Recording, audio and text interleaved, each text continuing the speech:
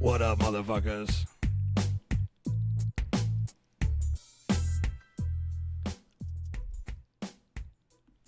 Welcome back to another exciting episode of Wicked 101. I'm your host, Defekt, in this motherfucker. Can we get the audience round of applause, man? Come on.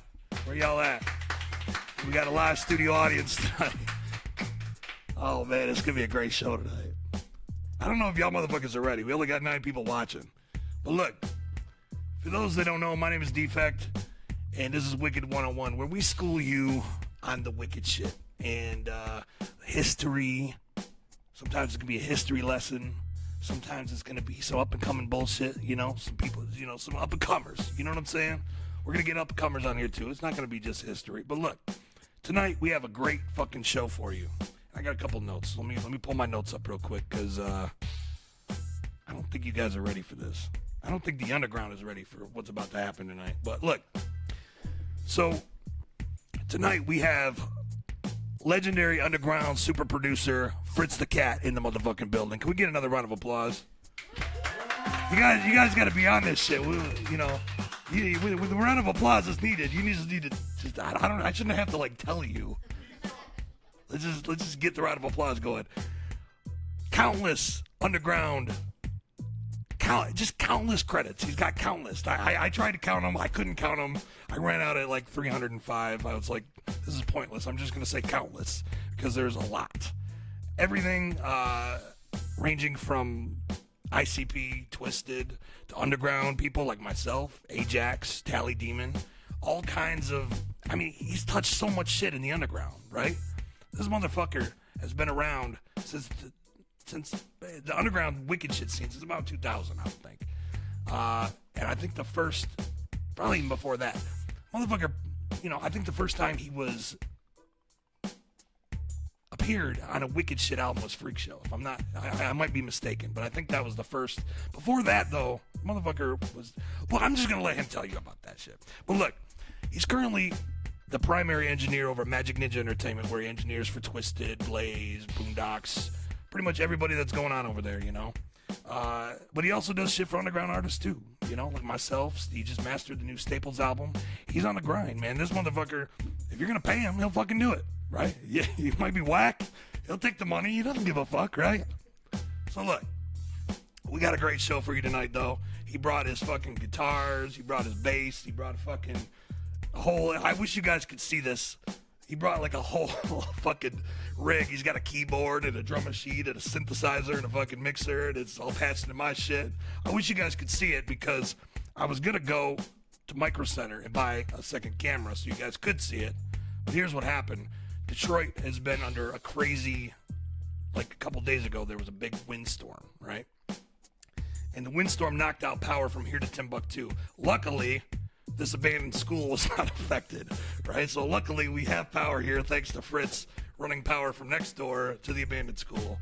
We have power here, so we were not affected. But I was trying to buy the camera and shit so we could hook it up so you could see what the fuck was going on when he's fucking with his shit. But unfortunately, they were closed because they're fucking out of power. What are you gonna do?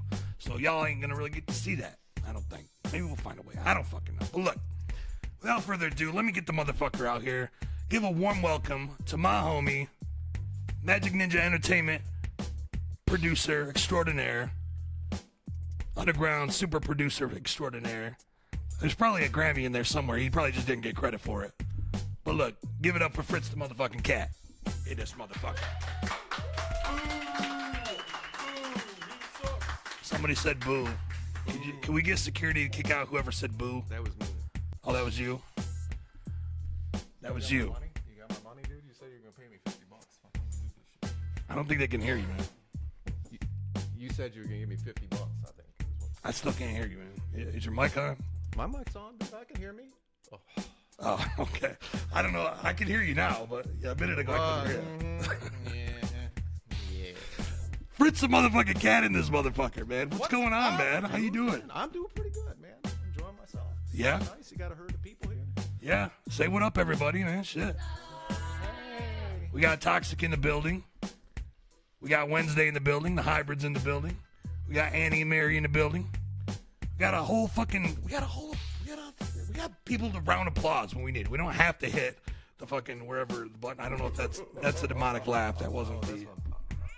Oh, okay. Well, that's why we got the round of applause. We didn't have enough budget for the applause. So we got people to the side on the ready to give applause when necessary. So If they're gonna give applause to anything, they're pretty stiff, dude. they're kind of stiff tonight. We kind of had to tell them to do this. So look, if you're watching right now, could you share this, retweet it, fucking put it on Instagram, fucking upload it up your butthole, whatever you got to do to let people know that we are live and in the motherfucker. We got a lot to talk about tonight. We're way live. Facebook Live. Very live, dude. Very live. So so tonight, I told you he's hooked in with his crazy sound effects. I don't even know what the fuck he's got going on over here. He decided he was going to just bring the beat. He supplied the beat tonight for the background loop. So, yeah. Toys. Lots of toys to play with. And let's just jump right into it, man. Like, so how did you get your start in music? Like, I think a lot of people that know who you are and whatnot, they'd be curious to see. Well, every story has a story, and back in the olden days, when I was in high school, I hooked up with these guys that needed a bass player. So the prerequisite that I had to go out and buy a bass, and that's all I needed to do. So I showed up and I didn't know shit about shit. So we were terrible. We were terrible, horrible. But there wasn't a whole lot, because I'm originally from the Upper Peninsula. I grew up out in the sticks. Yeah, that's another time where you guys were supposed to applaud. Well, yeah, they're like, UP, he's a Youper. Yeah, dude, he's a hillbilly from out in the sticks, man.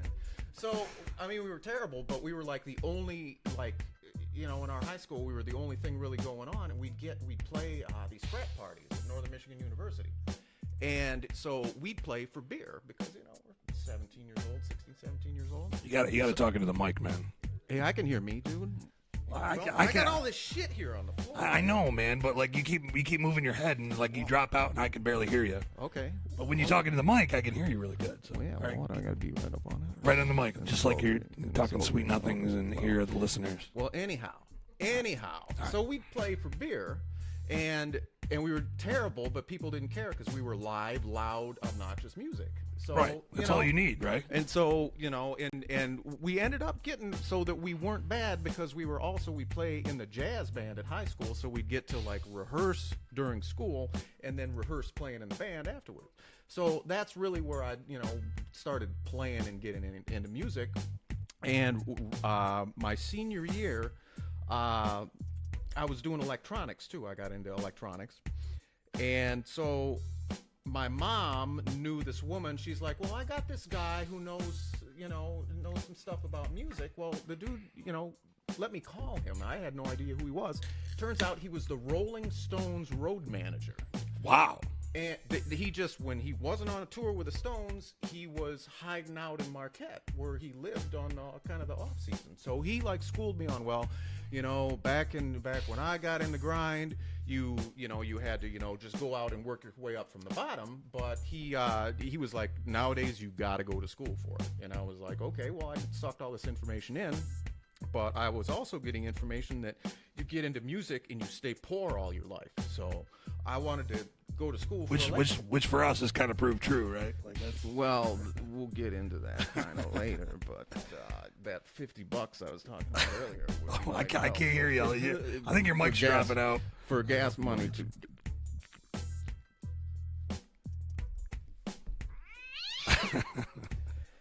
So I went to school for electronics, and then that got to be like I met people that were getting that degree, and they're like, yeah, dude, I sit in this warehouse and I solder shit onto PC boards for VCRs, and I'm like, that doesn't sound like that. That's all that cool. And you're like, oh, this shit's terrible.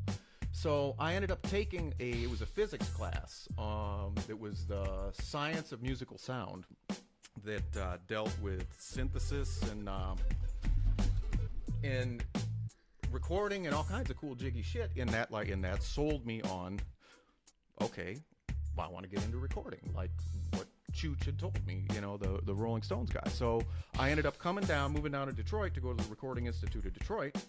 And so I went through that whole program and got out of that, and then interned at a recording studio doing, we were like sweatshop and grocery store commercials. We do like 300 of them a week. And everything was analog tape. So, you know, sitting there with a reel-to-reel, razor blade, cutting, editing things. And so we had to do everything. Then it wasn't old school. That was the school that we had to do then. So let me stop you right there. For the people that don't, I'm sure there's some aspiring artists that are watching right now, and all they know of recording is Pro Tools, or you know what I'm saying? Like, they don't know anything about like the analog tape world. You actually sat there with a basket between your legs cutting analog tape. Yeah, you'd use a China marker, a white China marker, and you would rock the tape on the tape head. You could see where the playback tape head was, and so you'd mark it with white China marker on there, and then that's where you knew that you had to start the cut. And then you'd find the reel would have an edit mode where you could hit play, and the other reel wouldn't take it up. It would just spit tape out until you get to the next part, like after like everything was fucked up. Then you'd mark it again and take a razor blade, cut it, and stick those two pieces together, put a piece of tape over that, and then, you know, bingo. So, you know. Was it like duct tape or like what? No, it was blue editing tape. Gotcha. But so there was that a way, special kind of tape for this. Right, because if you screwed it up, you could still kind of peel it off, and then, but I would have, you know, a bunch of pieces of little tape with shit written on them that were like, you know, the word that we had to replace this word with that word.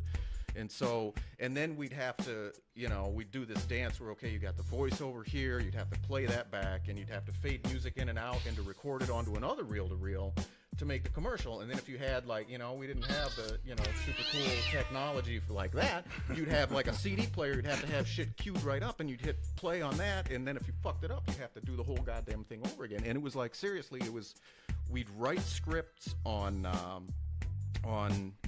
Wednesday nights. We'd get the specials for these grocery stores, and then Thursday we record all the voiceovers, and then Friday would just be putting all the shit together to have them out by Saturday to have them in the grocery stores so they could play the shit. Muzak could be playing, and, you know, Kenny Loggins would dump down, and then you'd have, shit's on sale this week. So it was nerve-wracking, but it was to say the least. It was a gig. So you got to meet a lot of cool voice talent people, like from different radio stations and from different TV stations. But we didn't really do a whole lot of music. But you know, I was still playing in a band at the time, and so I'd get them up, you know, during the off hours. We'd come in and, you know, party down and record stuff when we could. But it was on the 17th floor of a building in Southfield that's since been demolished. Was that Greenfield Plaza? North Park Plaza. They imploded that like either last year or the year I think before. I heard about that. So Yeah. that was the studio you interned at first. Yeah, they blew it up. Got you. They had 'Cause Greenfield Plaza's still there. Right. Yeah, they had to, they were trying to erase anything that I've touched. Right. They Exactly. started there. They've started doing that. Well, actually, Was that no. the FBI or the CIA? Or like Scratch that. My elementary school was sold to a church. Wow. So Silver Creek School is no longer Silver Creek School. If they would have known that It's you like went a there, they religious probably compound. would have bought it. And the place where I went to second grade, Beaver Grove, I think it's a landscaping place now. Wow. That's So kind they're slowly erasing shit that I've touched. right. So But for what purpose? Like, is there some kind of alien conspiracy going on, or like what's haters. haters? That kind of sums it up, right? Haters, yeah.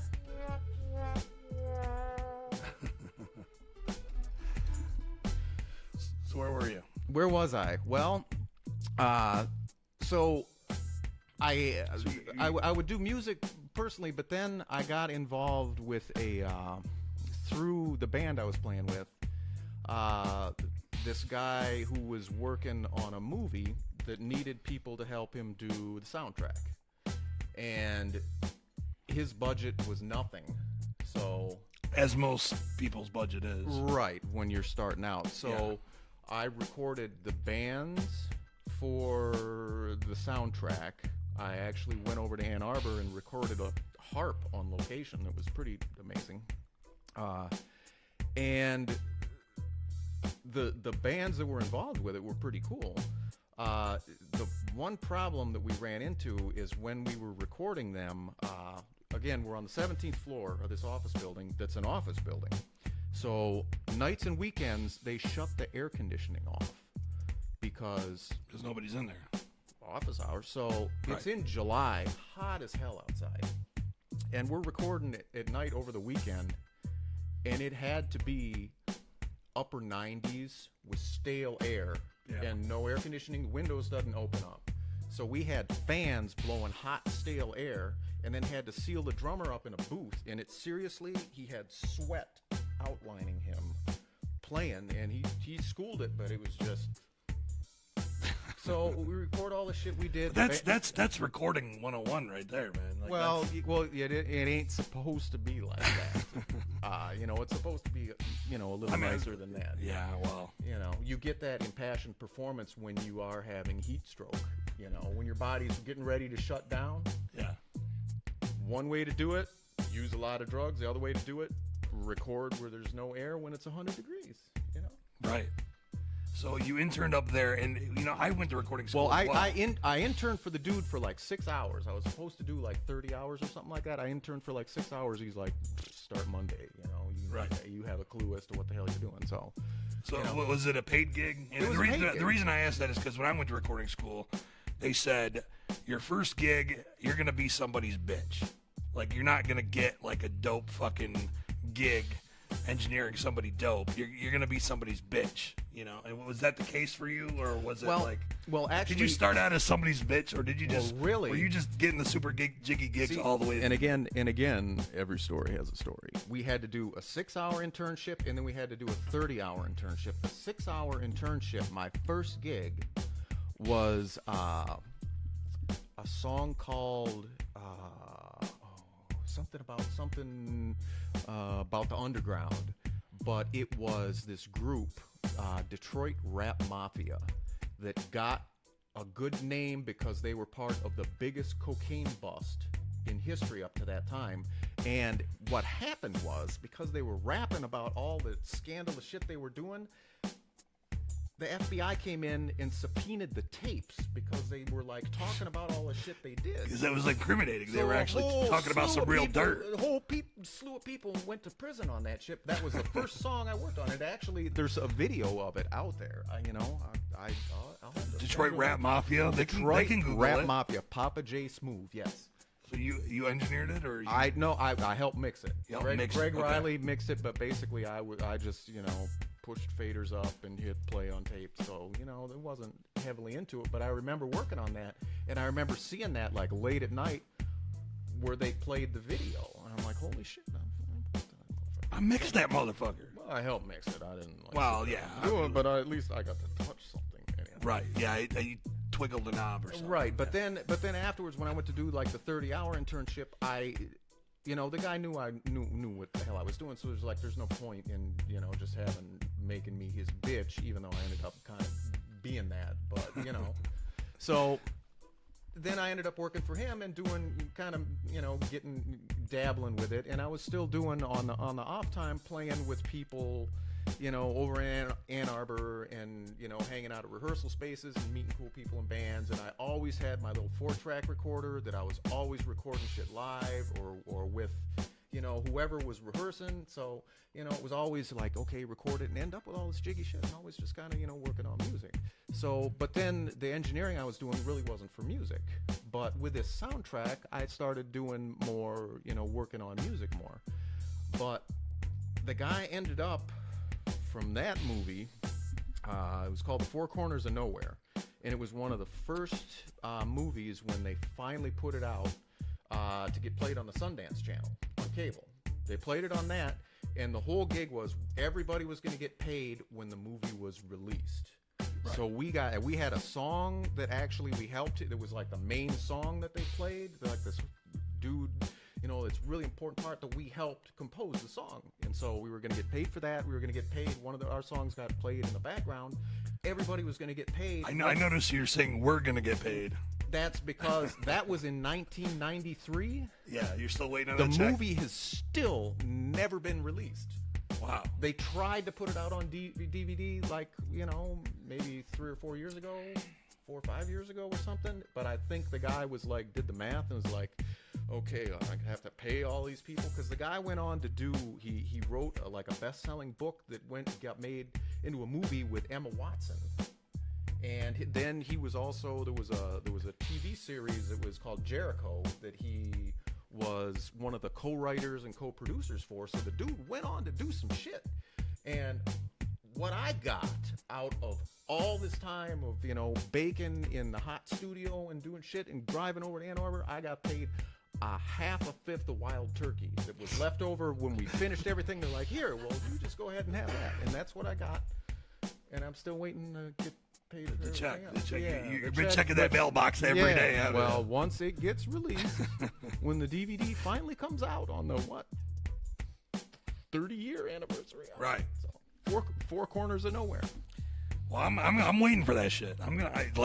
Seriously, maybe we should start hitting him up and like asking him like, when's this movie coming out? See, the thing is that the only way to get a hold of the dude is through his publicist, and I'm sure his publicist is like, another one of these, because a lot of people are probably hitting him up like, hey, dude, remember that movie that everybody did for free? Right. That'd be cool. That'd be cool if we got paid for that. Because I know you're doing kind of all right. So. Right.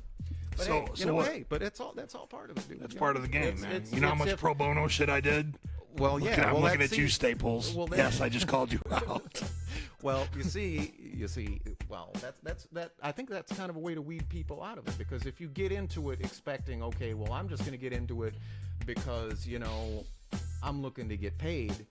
When you start doing shit and putting all these crazy hours in and not getting paid for it, either you're going to be like, fuck this is a huge waste of time, or you're like, you know what, I love music, I'm willing to do this shit. Yeah, I mean, but even then, it's a wall where you're like, fuck. Really? Yeah, like you're the poster boy for that, So look, so what happened after that? So I know you ended up at the disc. Was there a lot of stuff between that, or I know you were at the disc for a while? Not really. Things kind of slowed down over there, and I was doing like installation of like Muzak systems in Shell gas stations, and then I went over to go to the disc because I knew that, and then which is where the Recording Institute of Detroit is in the same building where the disc recording studio is, and that's actually the studio that I had gone to school at, so I was familiar with it. So I went over there and interviewed, and the guy was like, well, yeah, well, of course, you're one of our graduates and you've been working in so I got a taste of that, and it went from being like the primary engineer where I was at to filling the candy machine at the disc and answering phones and not doing shit. So, but that's again, that's a way they weed people out, where you don't just get to, you don't get to just waltz in and be a super producer. Yeah, and be like, you gotta earn those stripes. Yeah, well, we're gonna get you fat paid and stuff. So, but I had the glamorous shift of working 7 at night till 7 in the morning, 6 days a week. I only had Wednesday nights off. And so at the time, the disc was the primary location for your super gangster rap. Right. And for those that don't know, the disc is located in East Point on 9 Mile in Detroit, the Detroit area. And they used to call it Demo Hut, right? Well, it used to be the Super Disc. It used to be way back in the day. MC5 recorded there when it was GM Recording Studios. So it's been a studio since the 60s. Yeah, turn that shit down. Yeah, well, I was just reading some of the comments, and Staples said, wow, because I called him out. Yeah, my bad, man. I was just kidding, man. I still got love for you. Honestly, I was. Oh, I'm knocking shit over. I was proud to be on that album, man. In all seriousness, I was just fucking with you. I was happy with it, dude. Yeah, I know. I'm not gonna complain about it. Yeah, I mean, you mastered the motherfucker, so you heard it. You were on it. Well, I wasn't on it. Well, I got to touch it and make it sound cool. Right. So yeah, we got love for you, man. We're just fucking around. But look, yeah, and I got love for you. I see a couple of the other people. So somebody asked me to turn. Stir Crazy asked me to turn down the background beat, so I turned it down a little bit. And yes, I did redo V's album 87 times. So yeah, that was all pro bono too.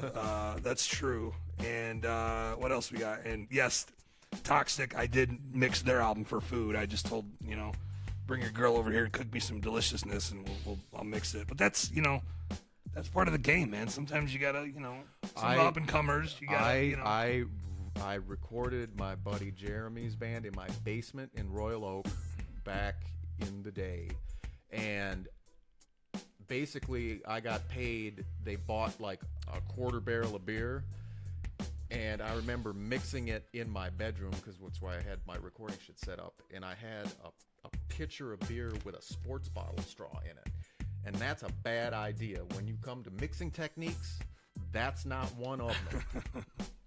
So they bought the tape, and they bought beer, and that's like a reoccurring theme a lot. Right. Band played for beer and recorded people for beer and slim pickings. But that's the thing, is that if you got love for it, then you kind of stumble through all that shit. I mean, I think every show I've ever done, I played for beer, but I had to buy the beer myself. So yeah, there's that.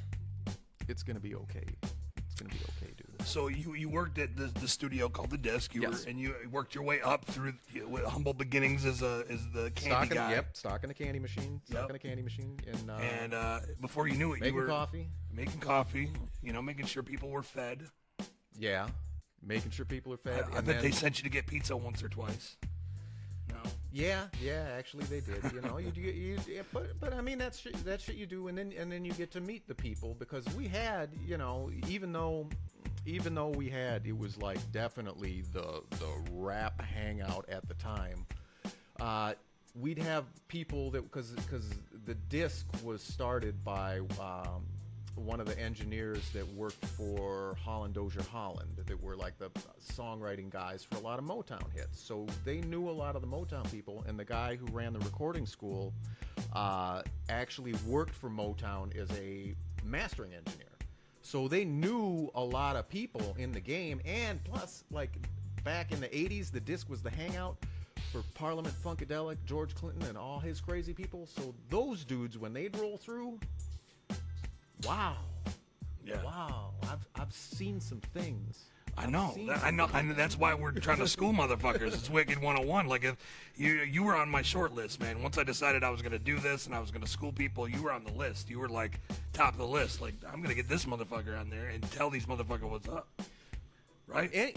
Anyhow, so I did a lot of a guy, came up to me and he's like, man, do you realize that every album that's coming out in the hood has got your name on it? You've engineered all this shit? Because it was like, these weren't the studio gangsters. These were like legit paying for studio sessions with a grocery bag full of 5s and 10s were all wadded up and shit. And there was the Murderlistic Clique. When they came through, the guy who was funding them was just straight up drug dealer wearing body armor and shit. And one time they're like, well, P can't come through, to pay the session because he had somebody, go by his house riding a dirt bike and sprayed it with a machine gun. Like those legit gangster dudes. But it was always, as long as you were cool with them, they were totally cool with you. Yeah, they're not gonna fuck with you when you're the engineer. Yeah, if as long you're the one that helping them pay the bills. Right. If you get them sounding the way that they want to sound,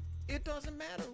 And that didn't. And so I was at one point in time, I was doing the majority of my sessions were either super ruthless gangster rap or a cappella gospel, and it was like there was no middle ground. Well, you'd get country people, I remember a Chinese choir, big ass Chinese choir, that it was like, usually I'm used to working with the Baptist choirs where it's like everybody's just all gnarly and all hyper and stuff like that. This Chinese choir, there were like 60 people.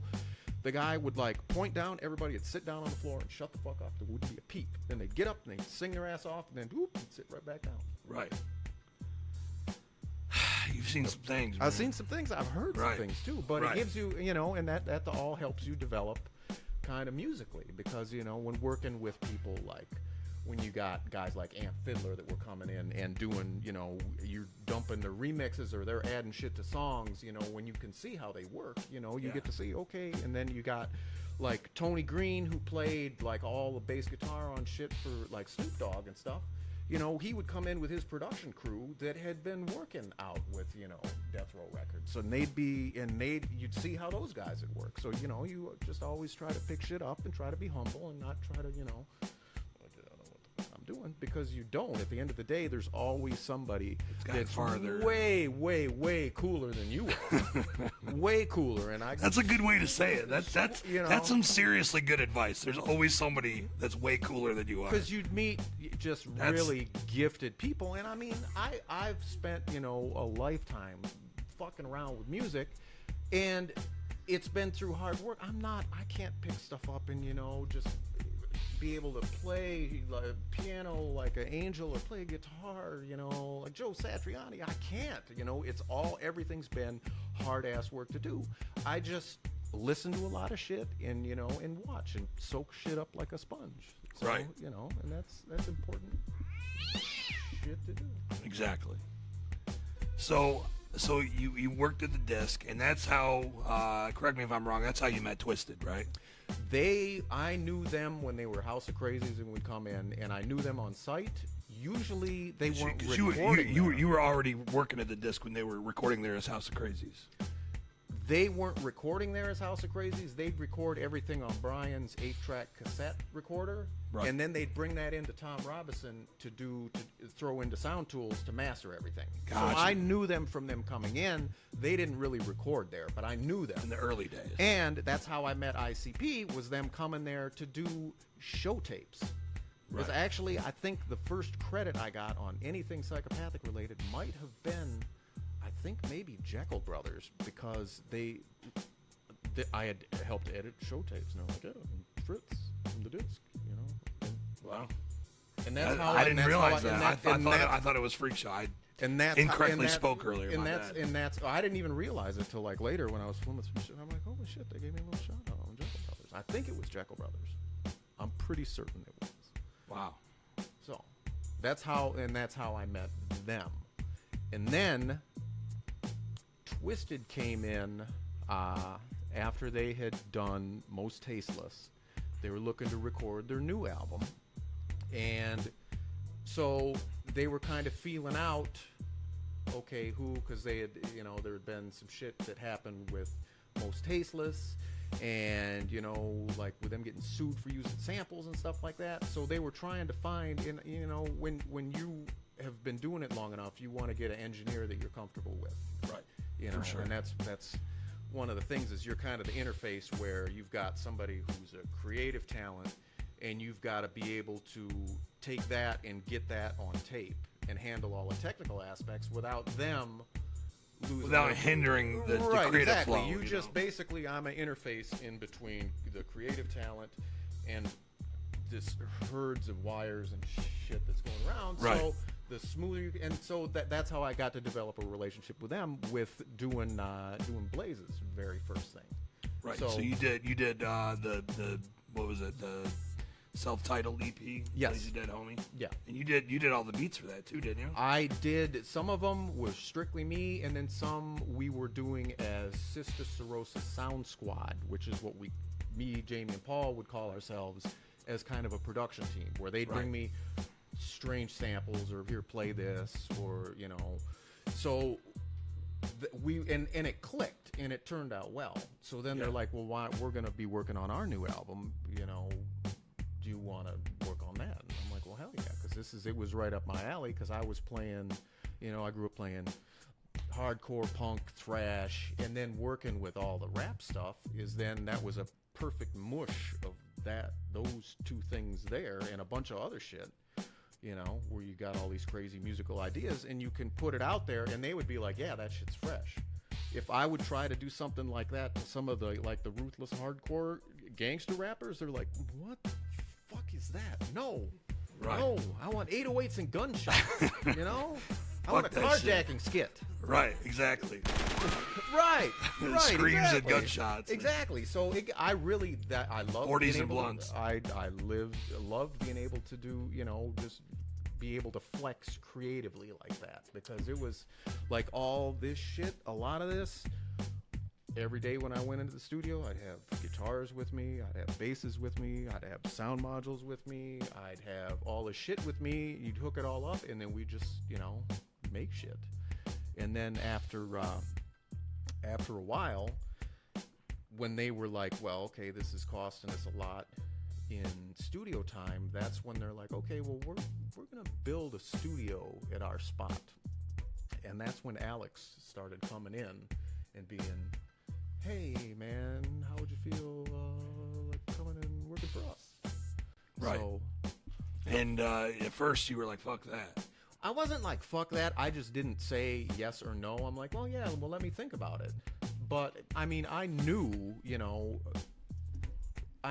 of them, and I knew that it was crazy over there, and I knew that. Yeah. So I'm like, okay, well, if I'm gonna go work for them, shit's got to be right. And it wasn't about, oh yeah, well, they gotta pay me fat. It was because I had just had a kid, I'm married, got Right. shit going on. You weren't just like a random ninja that was right, like because I had spent living at home and could just do whatever the fuck. at the disc, with working the crazy hours there where you're sleeping at the studio, you don't really have that much you don't have a whole lot of shit going on. I'd go party with the bums at the laundromat on Wednesday night because it was like that's the only thing going on. Who wants to be like, yeah, you want to come hang out at 3 o'clock in the morning on Wednesday?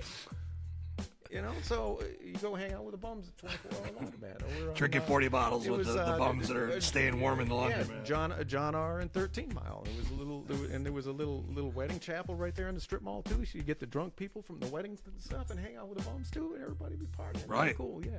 It's like all you need to do is bring a little boom box. All you need to and one of the guys there sold me a microphone for $5. Wow. That he clearly had stolen from a meeting room somewhere right around there, but Fuck it, you never have enough mics. It was Electro Voice RE10, man. It was nice. You still got it? No, somebody stole it from me. So somebody stole it, sold it to you, and then it got stolen from you.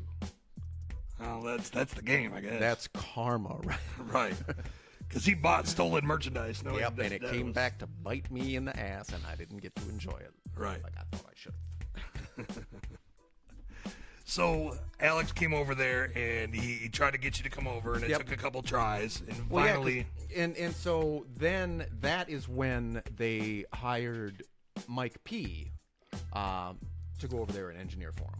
And he was doing... So that's when he was But Mike P wasn't there before you, was he?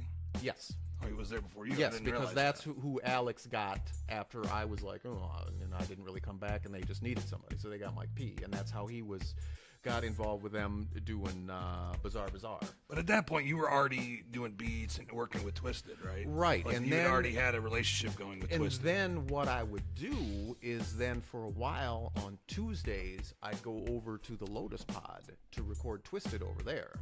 Just on Tuesdays, though, and still work with them at the disc. And then things got kind of all weird and stuff, and then that didn't happen anymore, and then it's always, there's always shit going on, but then Alex came, and finally it was like, okay, well, here's the deal. We get you, you come in at 6:30 at night, and then, you hear your actual hours, because that was the main thing I was concerned with, is getting a phone call at 2 o'clock in the morning that, like, Isham wants to record. Bingo. Some crazy shit going on. Yeah, that was my main concern, is that I just wasn't in a position where I could just dump everything and go there. So having actual hours. So then that's when I left the disc and then went to go work over there. Right. So they agreed to your demands, so to speak.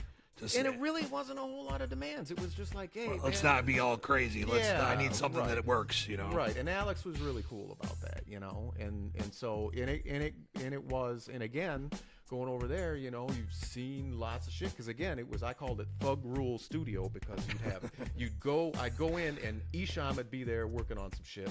And so then Twisted would be waiting to get in the studio, and Twisted would be sitting around. Whoever got there first, pretty much. That's exactly how you scheduled studio time there. Whoever bossed up first and got in, that's who was working. So then we'd wait for Isham to get done. And I imagine Isham was the first one there a lot of times, too. Yes, indeed. Yeah, okay. So then Twisted to get there, and I'd work with them, and then chances are that ABK and Lavelle would roll through like 11 o'clock. With a big pack of Bud Light, right? Absolutely. And so then I'd be working with them until 1:30, 2 o'clock in the morning. So, but again, it was still workable. It was still workable. Yeah. But then at some point, we won't mention exactly what point. Well, a lot of things changed when Alex left because he was the one who brought me over there. That's when a lot of things changed. And that's about the time that you skedaddled, right? And it wasn't really me skedaddling. It was just, I wasn't getting calls anymore. Yeah, so, that's kind of how it goes. But, and so, but I continued doing shit. That's when I was over there is when I was working with, did some shit with Tally Demon. Right. And I knew that she was really talented. And it was right about the same time that she was, did her little mini thing, tried to do something with them. And then that was like right about the same time that I was not really doing anything with them anymore. So I would work with her. I'd do stuff with you, Ajax. And really that's how, with me working with Ajax, because Ajax was working with George as a manager. And who now manages Magic Ninja. Right, exactly. Right. And that's how I hooked up with George. I'm always afraid we're going to talk about somebody and they're going to be like, who the fuck are they even talking about what right the now? fuck? Like, Yeah, so that's why I chime in every now and then. Check your shit, dude. Well, yeah, I mean, there seems to be there's like 13 people watching. So. Oh, well, yeah, sweet. Hey, shout out to number 11. Well, there's a lot of people that have come and gone and come back and gone and left and come back, but hey, that's all good, man. Shit happens. Yeah. They got to go take a shit or something. I understand. Or they just don't care.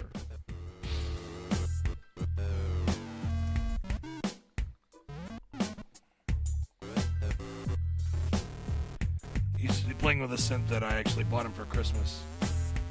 Why don't you show the camera what is this? Little bitty thing right here has got a little ribbon controller on it and just some jiggy knobs, and I can't really make it do anything that I want it to do. You can just use it to make weird noises. Right, which is perfect for us. Yeah.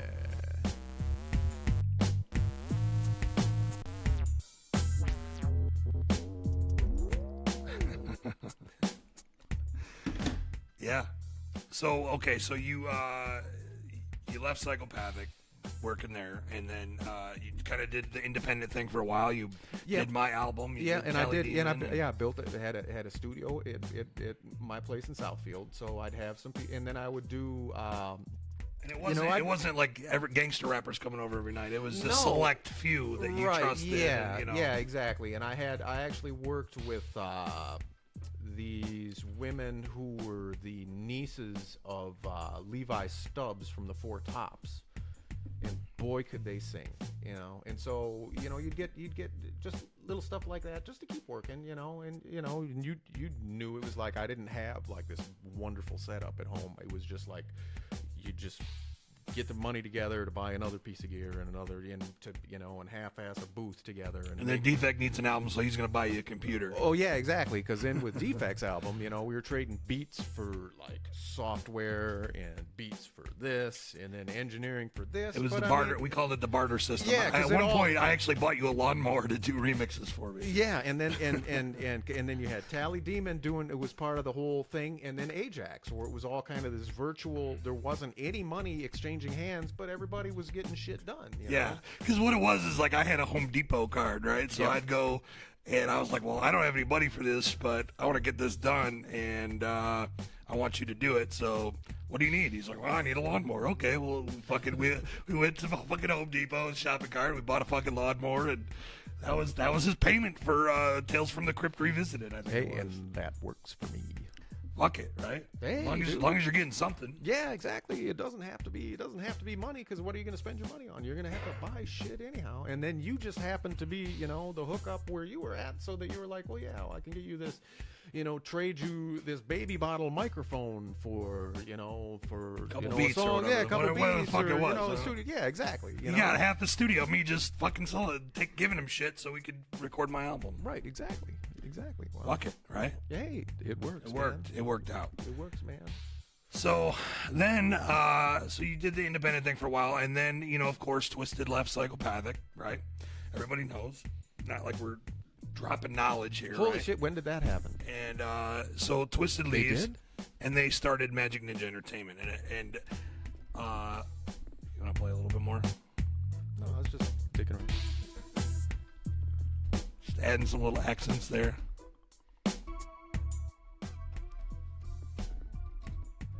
So yeah, so they left and they started their own thing, and then you got the call eventually, right? Like to come in. Well, it was kind of over time, you know. It originally what it was the same thing it's always been, show tapes. They Right. needed somebody. Everybody needs show tapes. It's in. I think what it is that people get into the business. They want to be an engineer. They want to be a producer. They want to do the glamorous shit. They don't want to sit there cutting show tapes. They want to do the sexy shit. They want to be there in front of a big ass board, and they want to get their VH1 on.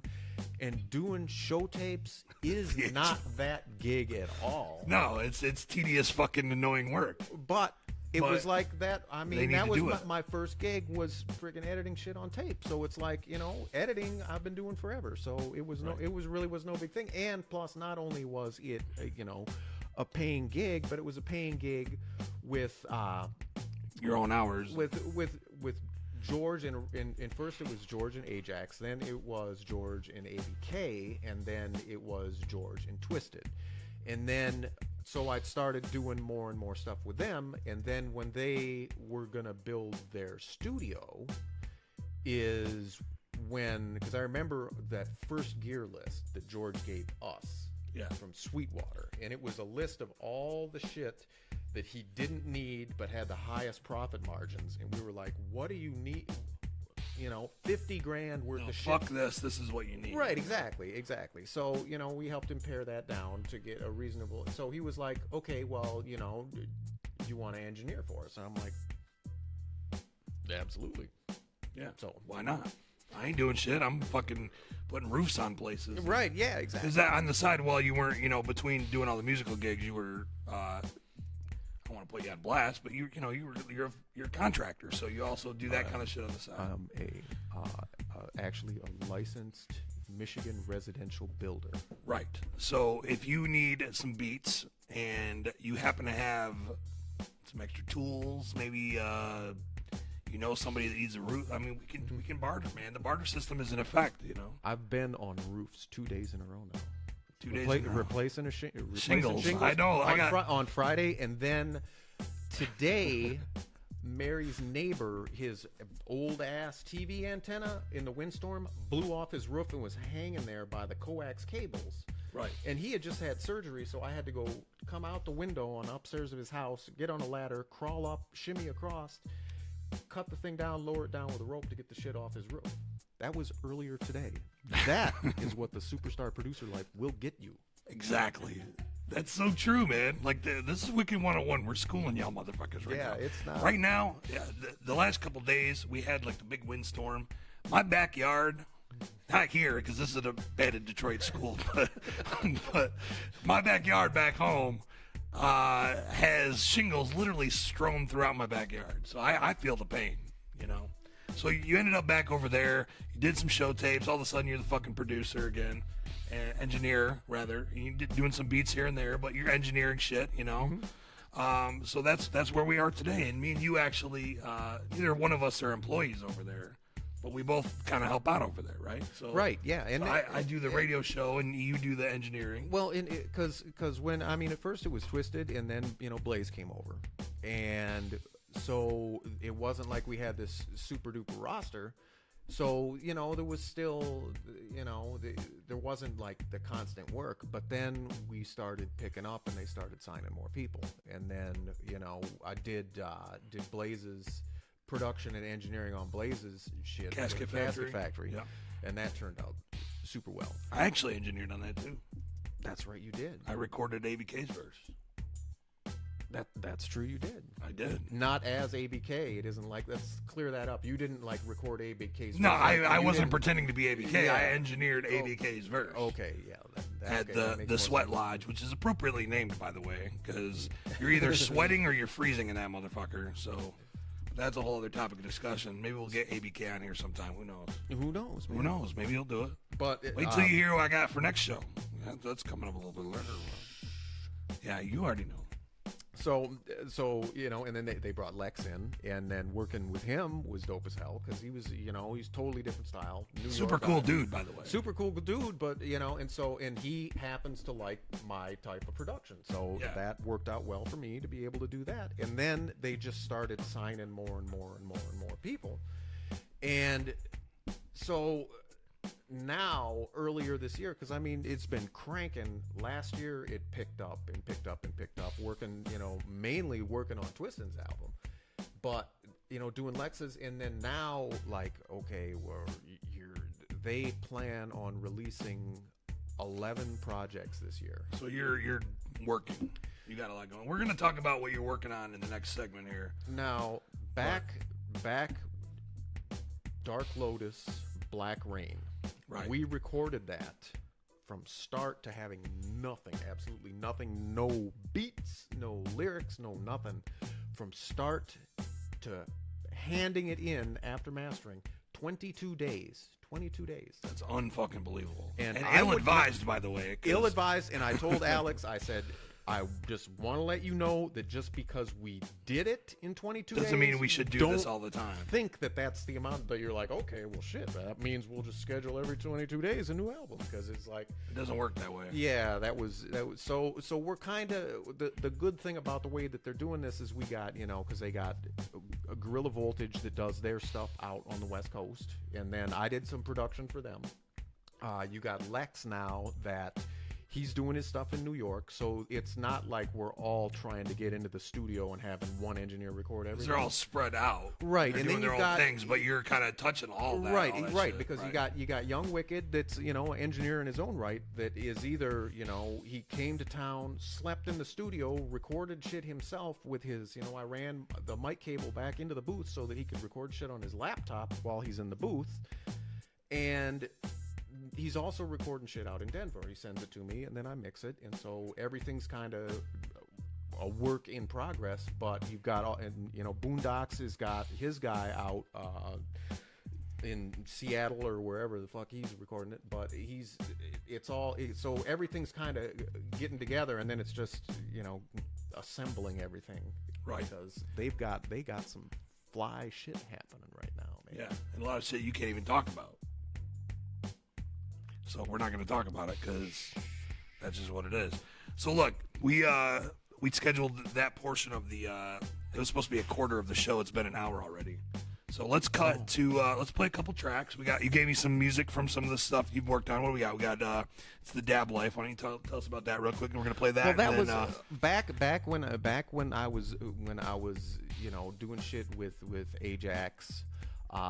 And this one is Ajax and Illegal. I was going to do a mixtape, what was like a reverse mixtape. But normally it's like you're doing a mixtape where you got back people's beats and then you do your lyrics over it. It was going to be a bunch of artists over all my production, kind of a reverse mixtape. Right. So this is a bunch of, and I know you've got a song, and I see it, you've got it queued up, that was going to be for it. Now, there was a song that was with ROC and Blaze that actually we put Lex on and released that. That was called Robin Hood. That they did as either a VIP exclusive or like a one-off type of thing like that.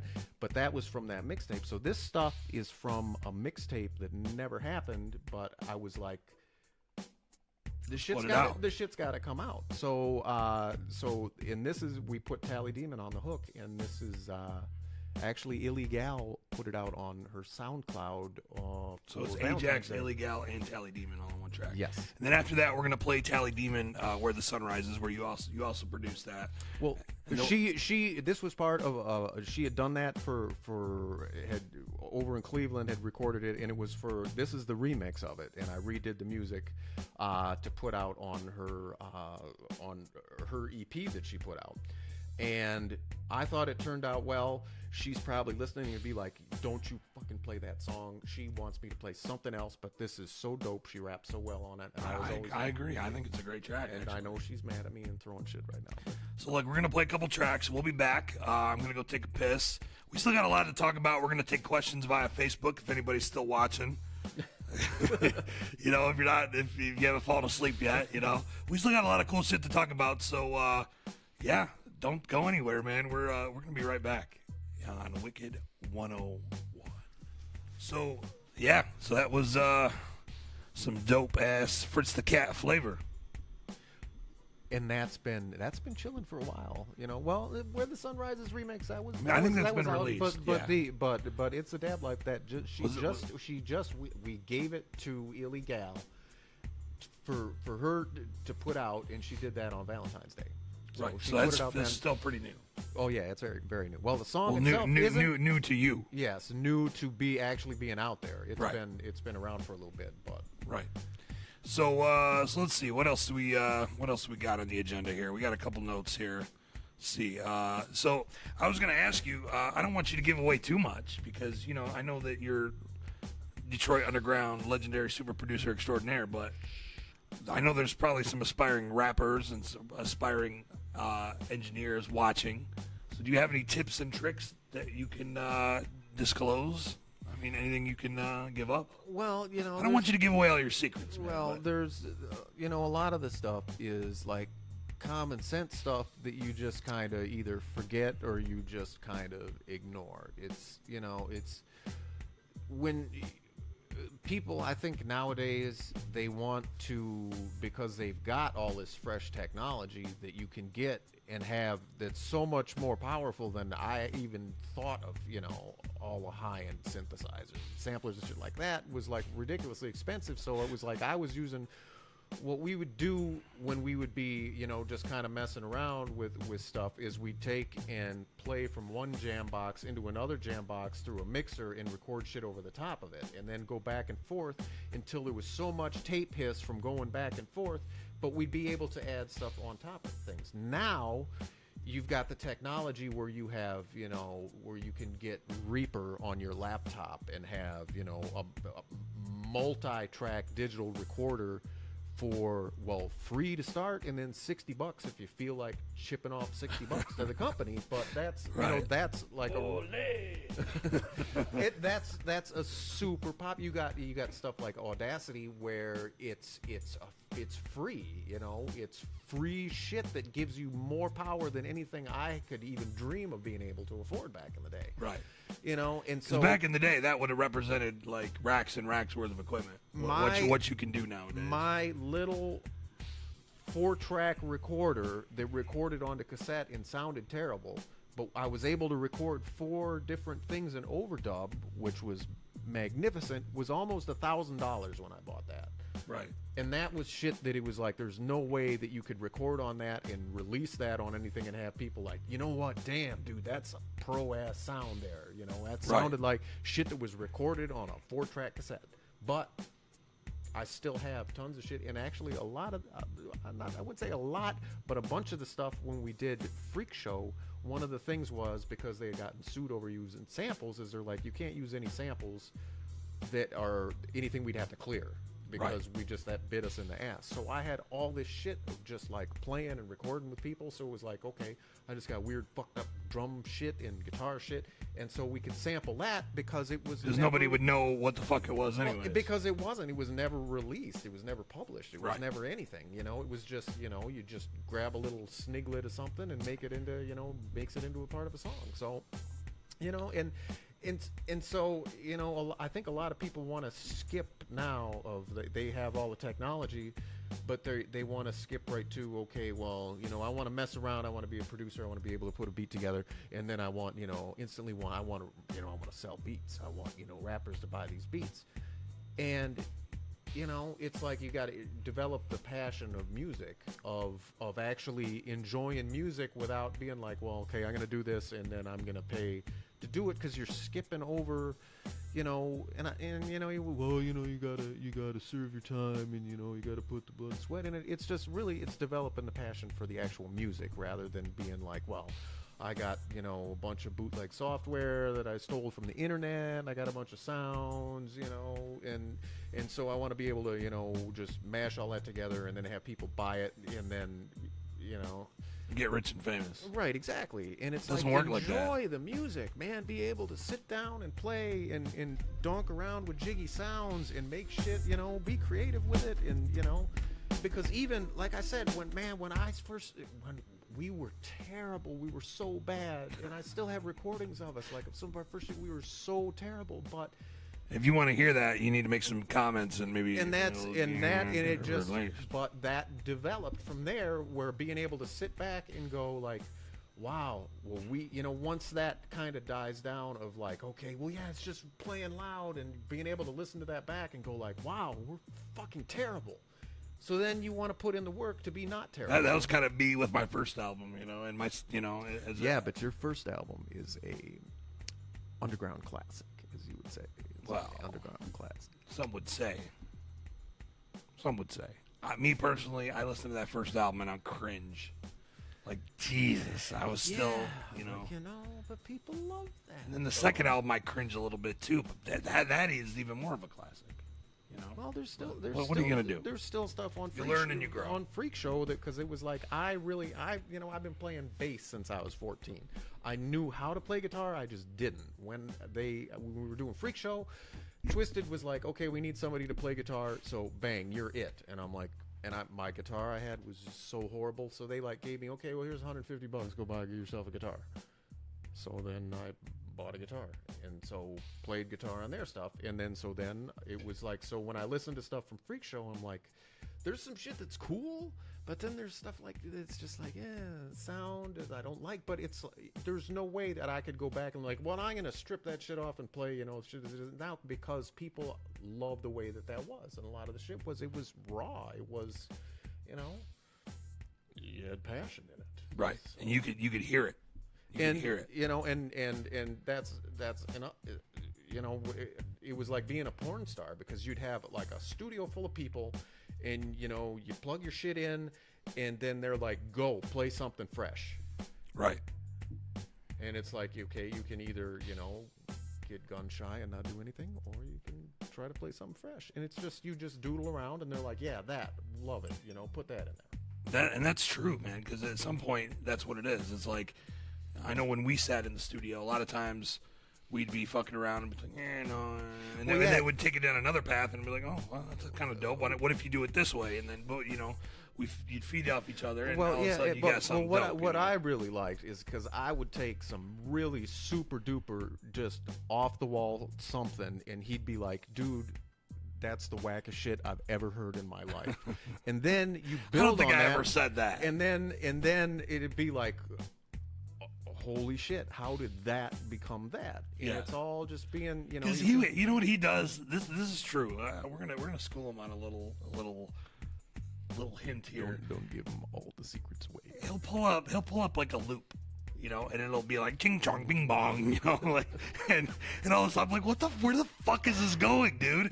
And he'll use the groove of this loop that, even though it sounds crazy and doesn't make any sense to anything, he'll use this groove. And all of a sudden, he's putting a drum beat over it, then he's putting a bass line over it. Before you know it, you can't even hear the ching chong bing bong. But if you take the ching chong bing bong out, the whole thing fails. Miss him. Yeah, you'll miss him. You'll miss it. It's so crazy. The way his mind works, I cannot even explain it to you. You'd have to just do it. I can't explain it. I've explained it to a lot of people. Like concussions, lead paint. And I did a lot of fishing when I was younger, so like biting on the lead sinkers to crimp them on the fishing line. Ate lots of lead, got dropped on my head a couple of times. And that kind of led to where we are today. It's brain damage. It's not any type of musical gift. It's straight up some type of brain damage. What the fuck even happened? I'm not right. I'm not all there. It's true. Yes, that is true. It is very true. And I don't recommend, they're like, well, yeah, you know what? I'm going to develop creativity. I'm going to go ahead and drink some mercury, because if I get brain damage, I'm just going to, Other people were trying to do drugs to, be creative. You just ate lead and paint chips. Yeah, well, it wasn't like I ate them to be creative. It's just kind of a byproduct. Gotcha. Right. So we got our little homie here we haven't mentioned at all, the bass troll. Okay. So what's going on with him? He's been chilling the whole time. We just kind of ignored him. He is the secret weapon. Let me tell you. He has been. I've had him since probably 1991, 92, And he was actually one time, I was in the studio. It was me, Mitch Ryder, Jeff Feiger, and Dr. Death, Jack Kevorkian. Wait. Jeff Feiger, the lawyer? Yes, 'cause he was Dr. What? Jack Kevorkian. What the fuck are you talking about right now? This went out of... Mitch Ryder, Detroit classic rock and roll musician, did a song about Jack Kevorkian. Jeff Feiger called up the studio that I was working at, and they wanted to do a press conference in Southfield, and we were in Southfield. And so There's actually a picture of you in a courtroom with all those guys. No, it isn't. It's in the studio. Oh, it's that's in the in the studio. It was a studio. very professional-looking studio, but he's here. He was there. He was there sitting that. on top. Yeah, he was there for that. So he he's knows been Dr. around. Death. He met Jack Kevorkian along Wow. with me. So That's old school. Man. So anyhow, if you put him in, If you think about that, like, this motherfucker... That's just crazy. That just flipped my wig. I never heard that before. if you put him in front of the bass port on your studio monitor, his hair will react with the air that's being displaced by the bass. So to get your bass right, you'll see his hair do something like... This is real, man. and the This more is real. his- I know you think he's full of shit right now, but the this more actually... his hair, you can tell what your bass is doing by the amount his hair moves. So he's very important. He's very important. He's a scientific... Real, it's real, dude. It's real. We actually use this. We're like, his hair's not moving right, dude. It's not hitting right. He'll tweak some shit, and all of a sudden it's like, boom, his hair's going up and down like this, and it's like, yeah, that's that shit right there. Yep. That's real, man. I want you guys to know that's real. Like, we really use that as an actual studio tool. So I recommend you get a troll. Get a little know, troll like, doll, and if your shit's ported in the back, you're If you kinda- take one tip home from this, Get yourself a troll doll. Get yourself a and troll. put them in front of the bass port and see what's happening with your low end. Yeah, for sure. And what you were gonna say, if they have a bass port in the back, what are they gonna do then? Well, then he's behind it and you can't see shit. Then you're gonna have to run around behind there. And I would suggest using a mirror or a video feed. You can get your phone and then put it like around the back. Oh yeah, you could get like a little webcam just for your trolls, Right, so you exactly. can see what's what going the on hell's with going it. on with the troll. That's Yeah, perfect. He's very important to getting the sound right. Man. It's true. It is true. It is I know you guys think we're full of shit right now, but it's Try actually, it. Try it. You'll see what happens, man. I don't know. How did you feel? I don't know. Let's not even get into that. Okay, so look, guys. We're going to take questions. If you got some questions for Fritz the Cat, you can ask engineering questions. You can ask wicked shit questions. No holds barred, man. We're going to answer your fucking questions. Get them in, because we're going to do that in the next couple minutes, you know? So get some questions in. I've seen there's already some questions. We can just jump into them. You know, we actually got some already. Let's see. Let me go through this. Why don't you play some shit while I go through... Well, What do you do? hang on a second. Let me grab the guitar for a Oh, grab the guitar. I'll Yeah, noodle on the you guitar didn't bring the while- guitar for no reason. You might as well bring, you know. Let's do it. Hey, thanks, man. So you start rocking out. I'm gonna look for questions here. Dude, I'm all tangled up. He's all man. tangled up. I'm all tangled up. I've usually got more room.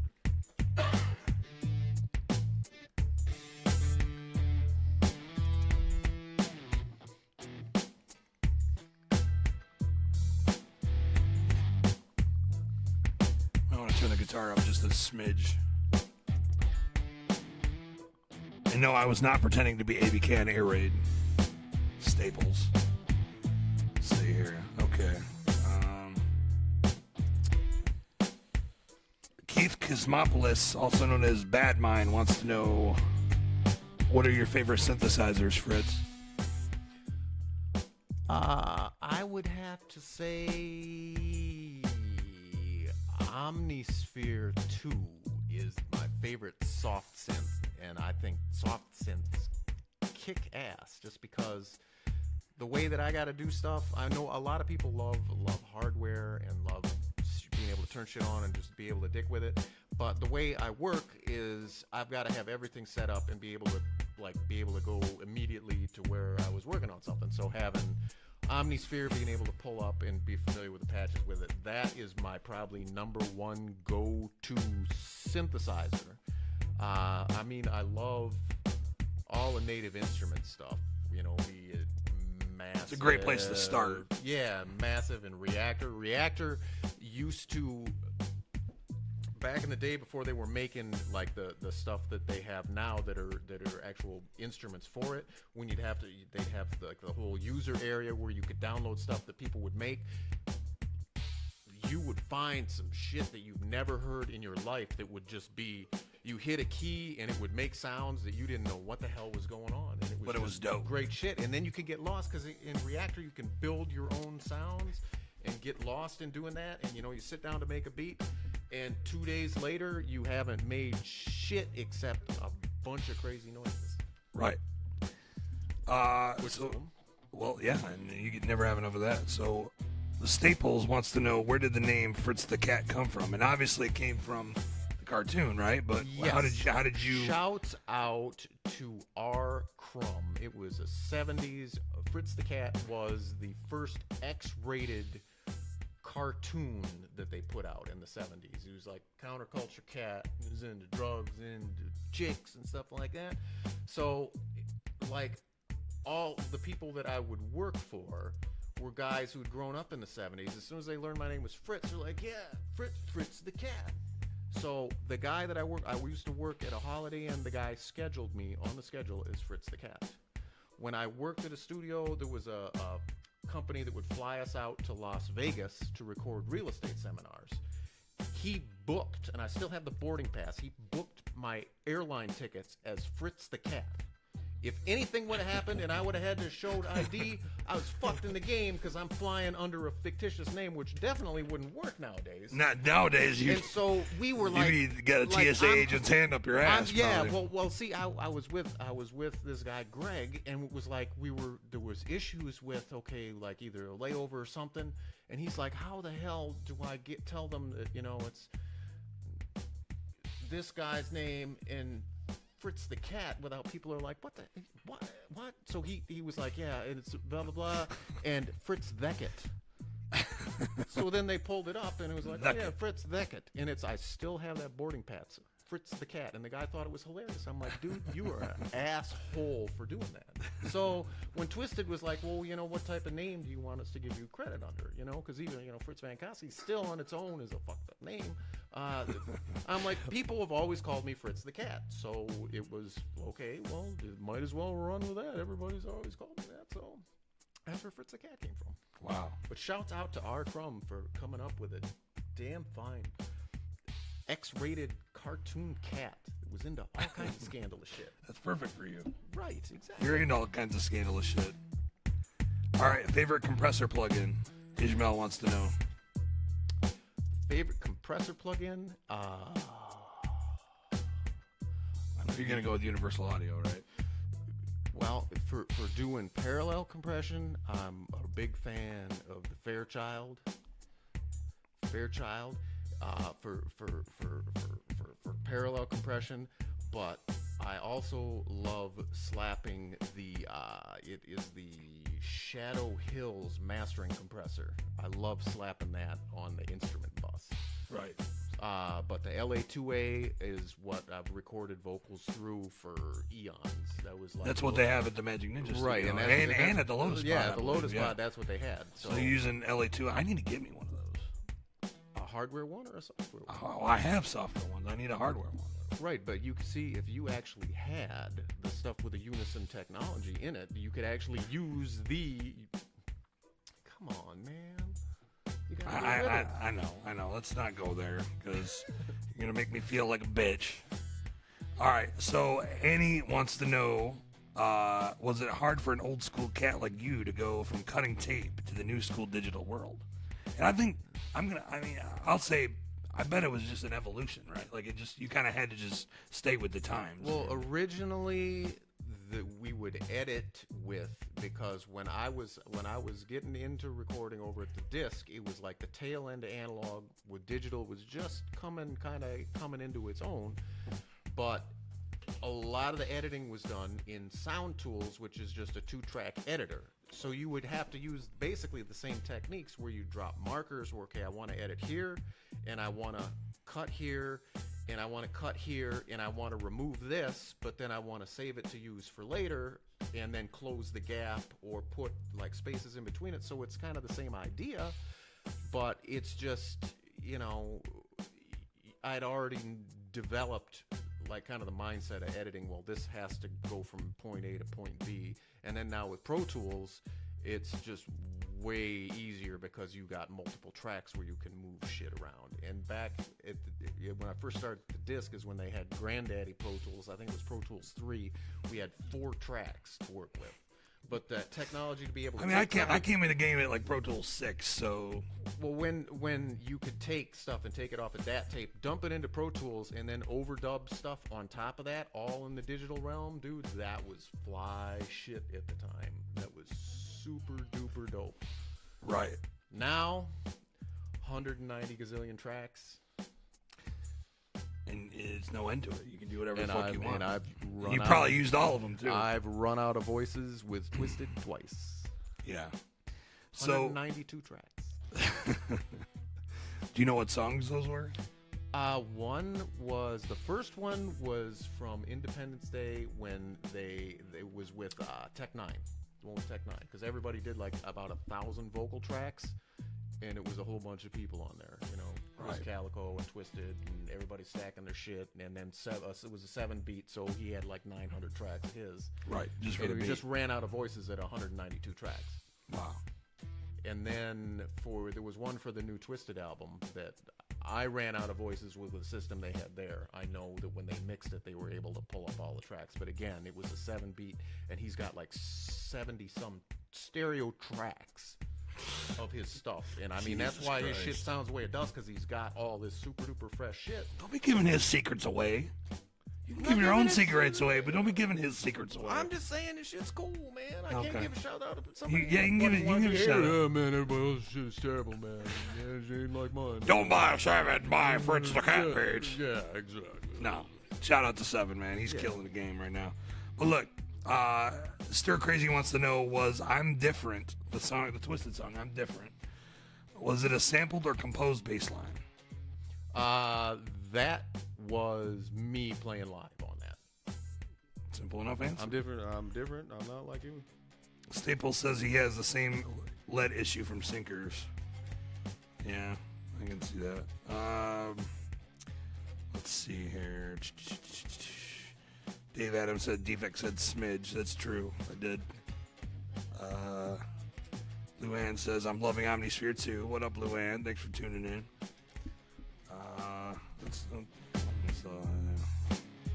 B Sinister. B Sinister wants to know, was D a whiny pain in the ass when y'all recorded Mind Dissection? I'm just gonna keep it real. I'm gonna ask that shit. Sure. Was I a whiny pain in the ass? No, you were pleasant to work with. Did I ever tell you about the time that V Sinister came in and dropped his beats off of his PlayStation? Why don't you tell us about that? He came into the studio and dropped his beat since we're talking about V Sinister, you might as well. Off the PlayStation MTV Music Creator, was it? MTV Music Creator. Yeah, we're keeping it real. Or Music Generator. Music Generator. That's what it was. Music Generator. Yeah. Well, this motherfucker wins a record deal with Psychopathic, and he walks into the studio with a TV and a PlayStation. What did everybody at Psychopathic think? Were they just like, that's dope, or were they like, what the fuck is up with this guy? Like, well, how did that it wasn't. go? It wasn't like there was a herd of people in the studio. Like, yeah, you know, it was like, okay, well, he came in, and I was like, you're gonna what? We're doing what? But it's like, whatever, you know.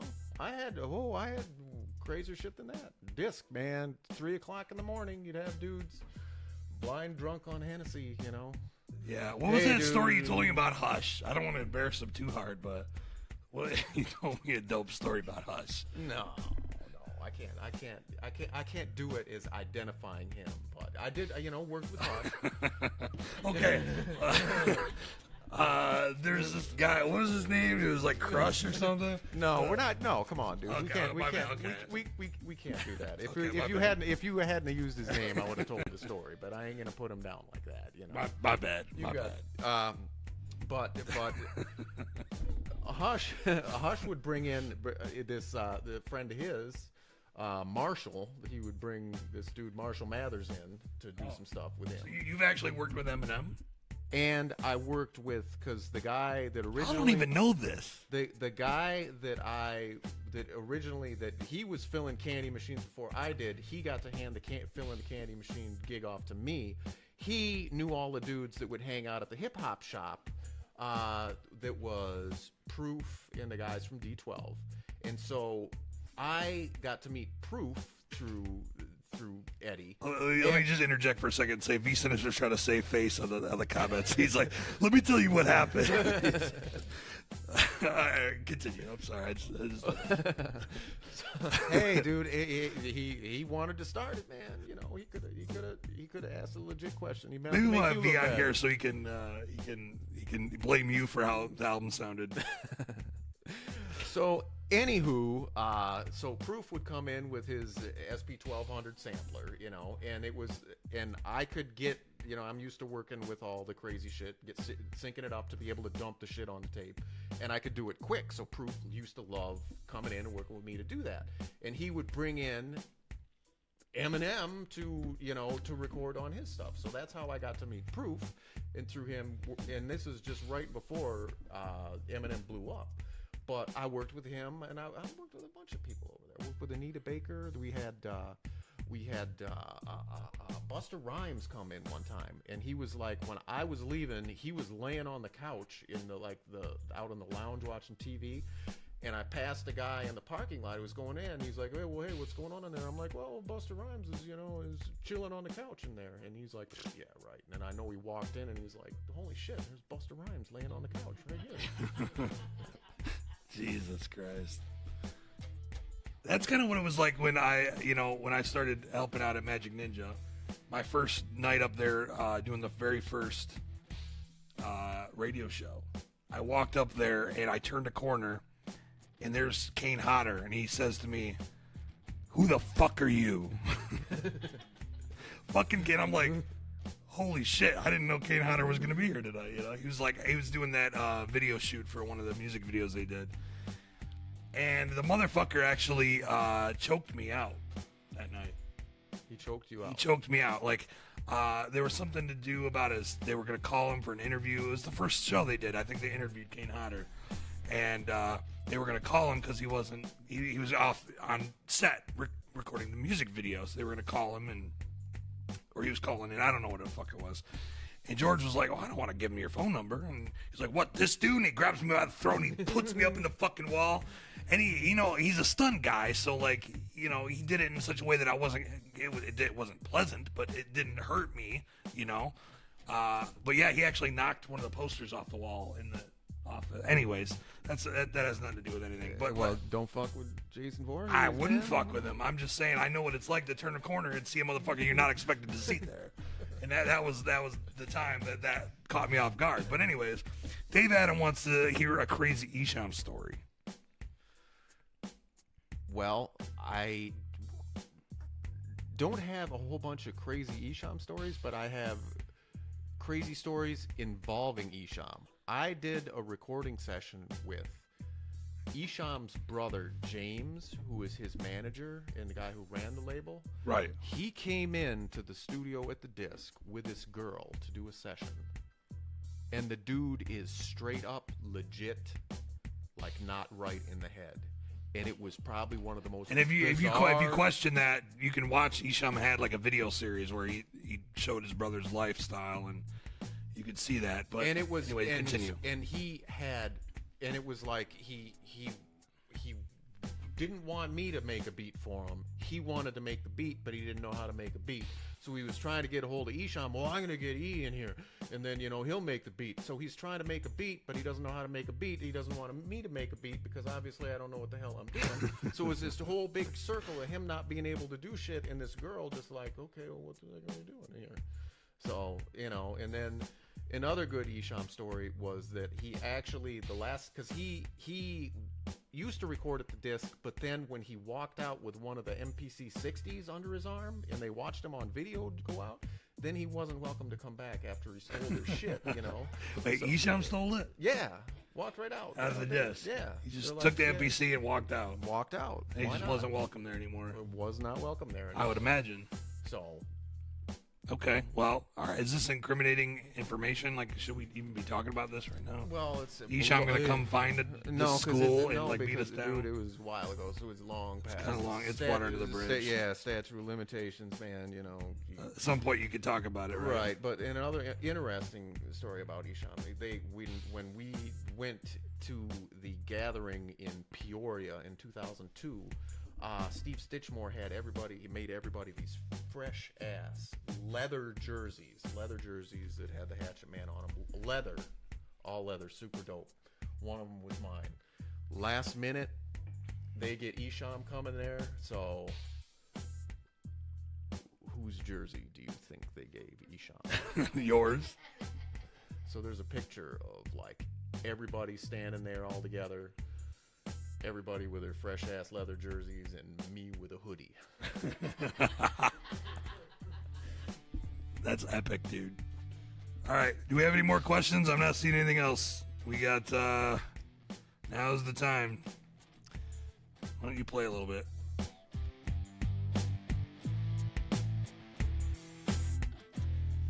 Oh, man. A lot of people chiming in, but nobody asking real questions here.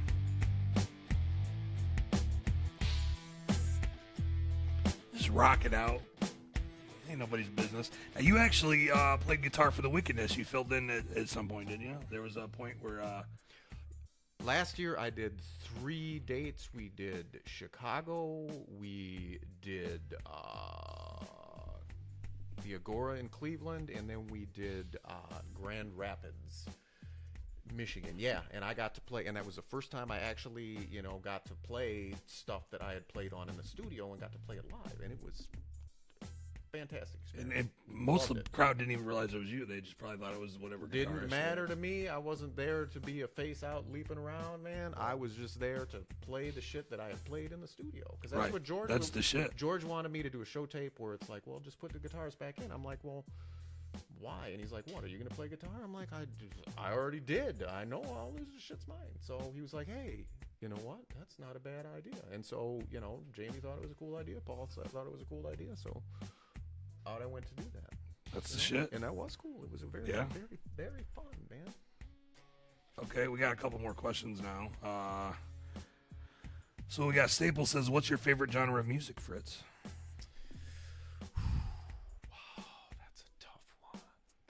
One, because it is, it's like, I hate to be, hate to say that, well, I really embrace all types of music, but I grew up listening to heavy metal, and then the drummer of my band, his mom worked at a record store in Ann Arbor downstate and would send us this crazy punk alternative hardcore shit.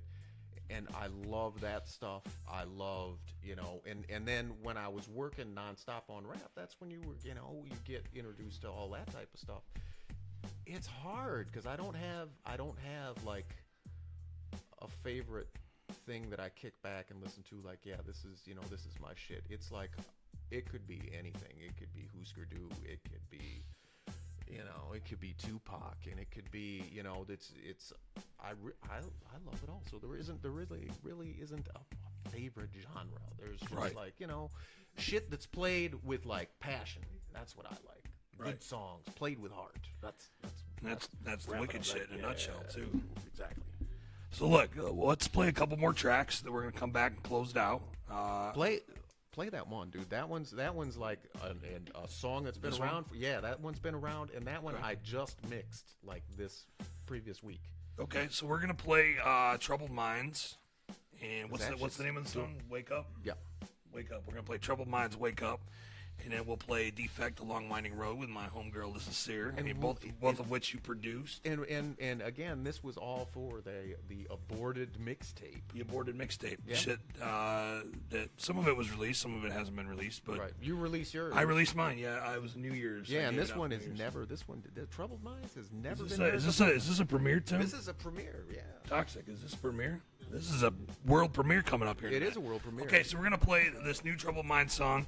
Then we're gonna play my shit, and then we're gonna come back. We're gonna answer a couple more questions. Get your questions in so we can answer the motherfuckers, and then I'm gonna reveal who's up next month. It's a big show coming up next month. Y'all gonna want to tune in. It's gonna be big and big stuff. Big. All right, so check it out. We're gonna play a couple tracks here, and then we'll be back on Wicked 101. Hope y'all. We're back in this motherfucker. Yeah, that's exactly right. The cat kind of set the tone. So Stir Crazy says that's how all Troubled Minds tracks should sound. The mix on this is how all Troubled Minds tracks should sound. I agree. That shit sounded dope. It sounded fucking dope. Like, and I just mixed that. Like, I know. Why doesn't my shit sound that good? When was that? It was like Wednesday. I'm telling you, dude. I just got the ARC2 room correction software, man. That was a game changer. Let's go back and remix all my shit now. Because, damn. That sounded dope. What else do we got? There was a couple other questions that showed up here. I already lost them. Fuck. I want to know, Stir Crazy wants to know, I want to know who Fritz has not worked with and wants to at some point. He's worked with everybody. I don't know who's left at this point. You know, I'd kind of like to do a session with Tech 9. That would be kind of dope. That'd be dope. Yeah, that would be dope. That'd be dope. And I bet you'd school some dope shit for him, too. You probably touched something that Tech 9 did, right? Like, I mean, I've mixed some stuff that he's been on, right? But I've never even met the dude, man. Right. So what's so here's a question for you. This is what's next for Fritz the Cat? Like, what are you working on right now? Like in the next month or so, what do you see yourself working on that you could discuss? Well, here's probably here's some the deal. deal. I've You can't got discuss. that you know, I've done just herds and herds of rap stuff. I've just been within the last month been contacted by 2 different bands that want me to produce them to, you know, help with the recording, help with the mixing, and help with the actual production. You know, there was one is Detroit Voodoo, that are local dudes that have been around for a grip, and they just want some help getting their sound together, they want me to add shit to it, but they're live. They got live drummer, guitar player, bass player, singer, it's dope shit. And I've got 2 tracks of theirs right now that I'm working on. I'm adding stuff to, I'm mixing it, trying to, develop a sound for it. So I got Detroit Voodoo, and then I got my homies out in the middle of BFE in Michigan, that I have been chatting with Death Pit. They're kind of punk thrash. I believe we went and saw them. Didn't we go see them up here? Oh, at the Ritz? Yeah. But they've got a different lineup. It's not far from the school, right? In I guess they've got some new members and stuff, and they're interested in me helping them get their. He said they've got 3 albums worth of shit ready to go. So they want me to go out there, check them out, and give them some ideas on how to get, how to get rolling with it. So I got 2 band things going on. Then I got, I'm in the middle of, I'm just finishing up mixing Young Wicked's full length. I've got shit rolling in from Lex. As a matter of fact, I was checking my email, and I got some shit that he sent me that I've got to mix. Well, so don't be playing that for them. We don't want to get. I ain't playing shit. George would be calling us cut the string. Absolutely. Well, I wouldn't do that to them. No, of course not. Of course not. So, George. But there's some shit going on. Yeah, and I've been bugging you. I've been trying to get back in the studio with you too. Yeah, I know. You've just been busy as fuck. Yeah, well, we were. You're like, oh yeah. 1 minute it's like, okay, yeah, we can do a session, and then next couple hours later it's like, oh, JV Madrox is recording today. I'm like, oh, okay. So I'm chopped liver then. Okay, got it. I get it. I understand. I get it. It's part of the game. Hey, V, is this what you're talking about? Doing passive aggressive shit like that? That just came back around. Yeah, hell yeah. Okay, now the ball's in your court, V. How about you spit some shit?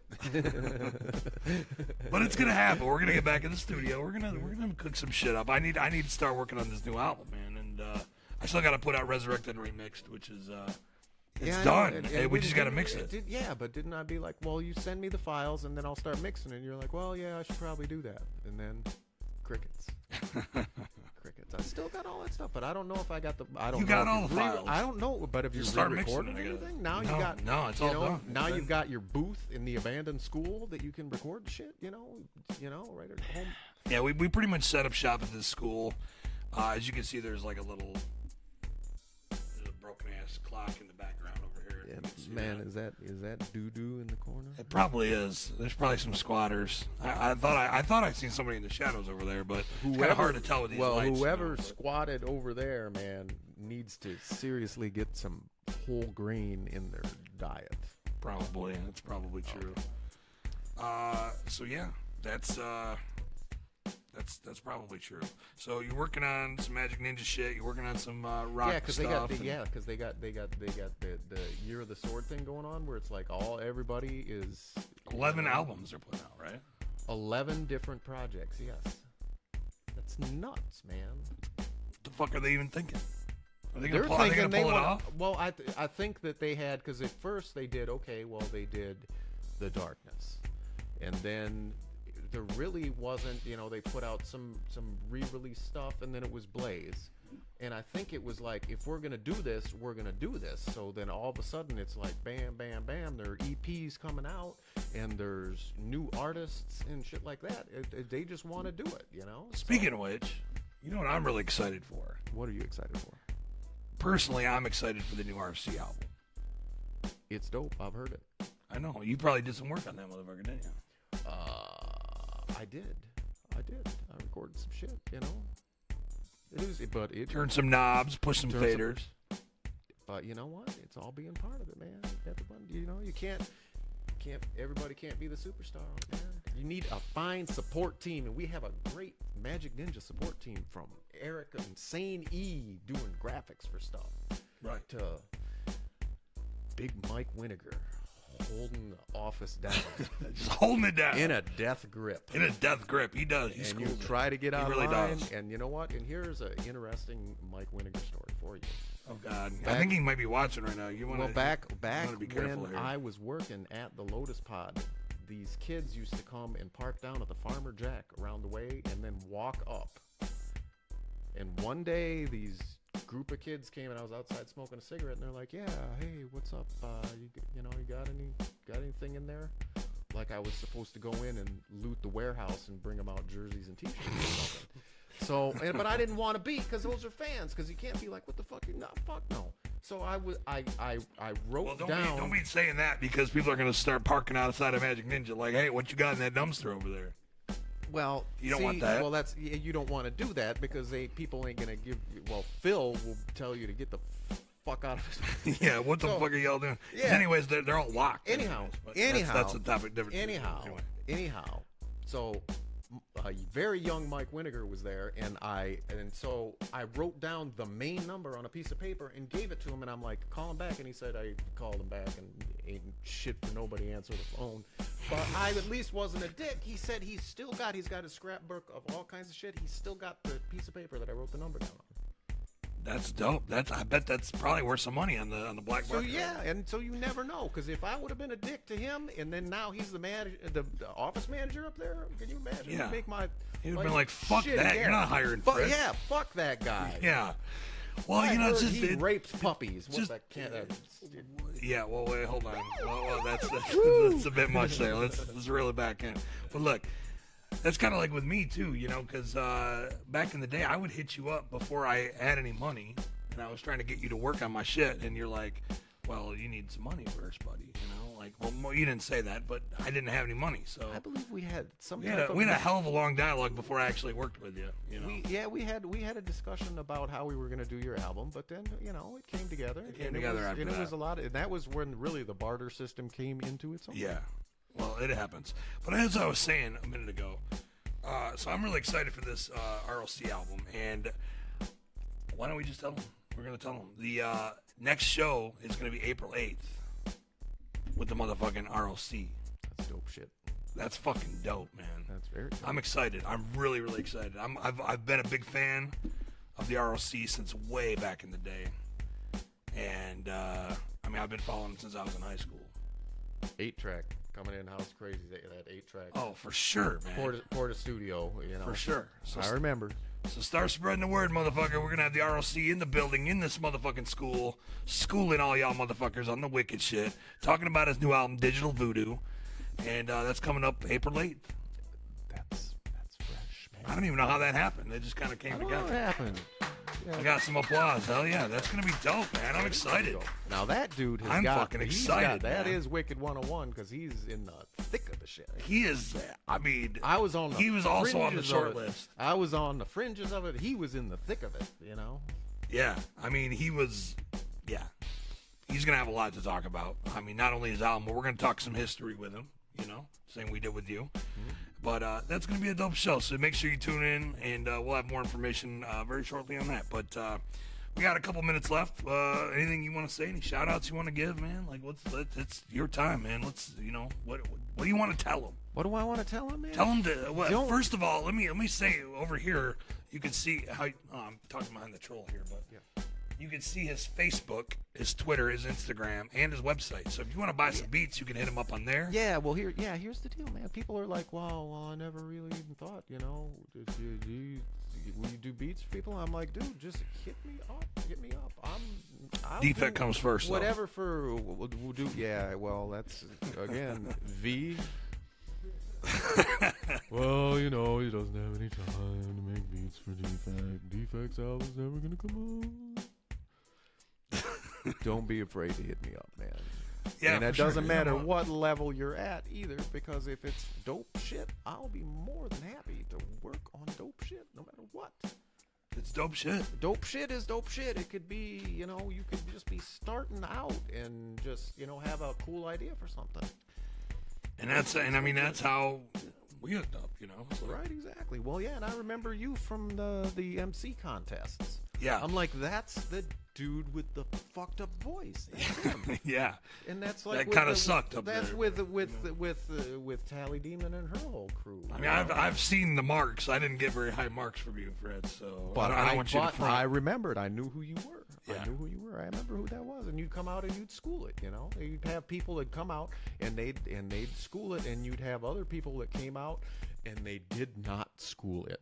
Yeah. And I remember Rich Morrell one time with one dude like tried to get going and couldn't, and Rich popped the CD out and broke it right there, and it's like, Damn. he was pissed that the dude was like, here's your opportunity to shine, and you just can't like somehow get yourself together and all. It was So, that bad that he broke the fucking disc. Yes, and it's like gong show. Wow. Boom. Did that guy You're kill going- himself after that? Or I like, have what? no idea, because Holy we'd shit. be doing that shit for like 7 or 8 hours a day, where it was not just nonstop, person after person after person after person. And you'd sit there and you listen. You hear a lot of cool shit, and some shit really wasn't all that cool. But dope shit. I remember you told me that there was back when they had the Underground Psychos contest, and they would send in all kinds of shit from all over the globe. And I've still And, got the tracks from the one dude that sent shit in. And what did they say? You said wasn't it? You said Shaggy was like. Shaggy wanted to fly the guy in. They were told so him he bad. won. The guy was so terrible that Shaggy wanted him to fly him in and punch him in the throat so he couldn't ever speak or rap or do anything ever again. Plus, he wanted to tell him, bring all your homies who told you were cool, because he wanted to beat the shit out of them forever, telling them, yeah, that's great. Well, we support with what you're doing, because it's serious, and I still have that shit, and I still play it for people. I played You it sent for it Lex. to me. Yeah, I sent it to Lex. probably have it on this computer. Lex Come to went think of it. outside to smoke a cigarette, and I sent it to his phone, and he listened to it, and he came back in, and he's like, I don't even know what the fuck I just listened to, because it's like that doesn't register. It's so bad. It's so terrible. Man, Lex is cool as fuck, man. Lex he's is a good super dude. cool dude. He's a good dude. Yeah. So what else we got to talk about? We're right at the end here, man. We're at 10 o'clock. So Damn. Well, thanks everybody for tuning in, man. hell yeah, man. I didn't get to play with my. Why don't you jam out just a little bit more before we cut it? There really isn't a whole lot to do, man. You know. You already. Get a guitar. I'm just glad, you know. Well, I changed up the bass sound a little bit here. Can I get that loop to play at the next episode? Like, you need to like record that for me, because this is a pretty goofy little loop we got going on. And I mean, it's like with a little Yamaha QY70 sequencer and shit with the drum sounds on it are kind of whack and shit like that. But it's a Korg MS-2000R sound module, man. I got a little mixer. I got my little Novation keyboard here. You know, it's got its own little jiggy sounds and shit like that. You need to cook this up for me. Like, spice it up, you know, cook it up. We Serve can it talk, up. man. We can right. talk. You can talk to my manager about that. So don't forget, we got the ROC coming up April 8th. Dope. That's the next episode. We're gonna be back. We're gonna share that on all the social media and all that kind of bullshit. You know? Cool. You're gonna share that too, right? I'm gonna share that too. Thank y'all motherfuckers for tuning in. And you can hit him up. You can hit Fritz the Cat up over behind the troll here. You can hit him up. And yeah. And the email is Fritz at ftcmusiclabs.com. ftcmusiklabz.com. You're kind of creeping me out a little bit.